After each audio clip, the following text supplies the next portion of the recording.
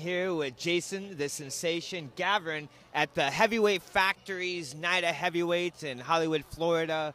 Jason, how you doing tonight, my man? What's up, Johnny? It should be an exciting night.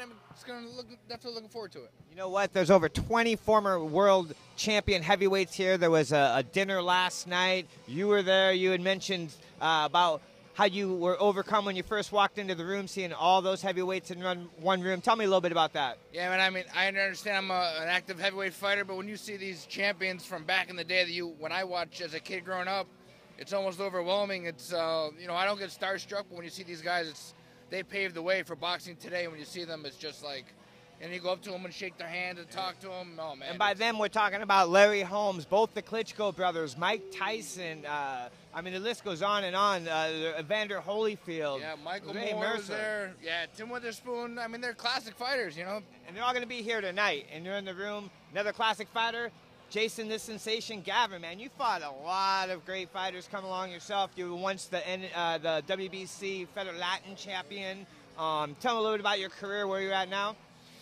Yeah, I'm in the latter part of my career. I'm 38 years old. I got 51 pro fights. I'm just, I'm not going to be a heavyweight champ of the world, but I'm here to make a couple dollars, and I was supposed to fight tonight. I got a little injury. I had to pull out of the card, but we'll be back again. Being back in the ring and is exciting, and I'm looking forward to coming back for the fans. As always, and you fought the current world champion Deontay Wilder not long ago.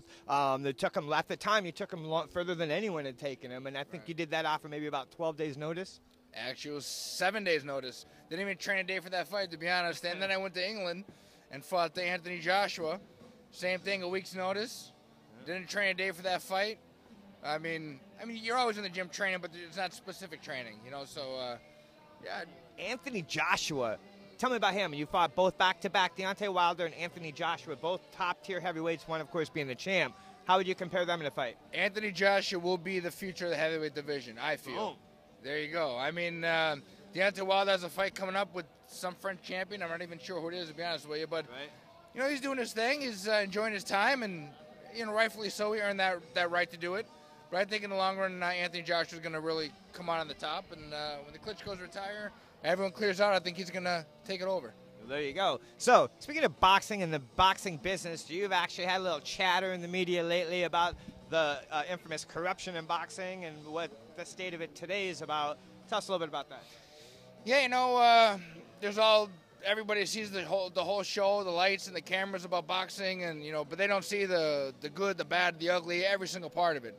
So recently, I'm like, hey, let's put it out there for the world to see, and not even mention names, just mention that there is an actual element of the corruption of boxing. I mean, everyone knows back in the day, the mafia, you know, used to run boxing and how it used to work, but it still happens today. Not saying mafia, but there's people out there who take money from fighters, and that's how it's almost like leeches. Like they just leech on you and take your money, and they never take a punch ever, and they never train, and they make more money than you. So just put it out there. And you fought Gerald Washington on a PBC card out in California. Tell me about that production and how Al Heyman has brought what he's brought to boxing, and your thoughts on that. Yeah, that was on a Al Heyman card, PBC boxing, and definitely, you know, boxing took a swell for the worse, I say, over the last few years.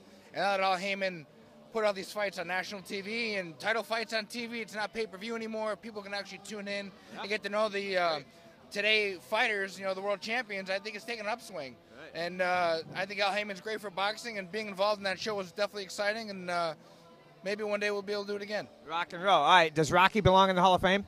Does Rocky belong in the Hall of Fame? I mean, it's a movie, but if it was a real-life Rocky, yeah, definitely. Right on. All right, Jason the Sensation Gavern. Thanks, Jay. Right, we'll see you again, my man. Appreciate it, man. All right.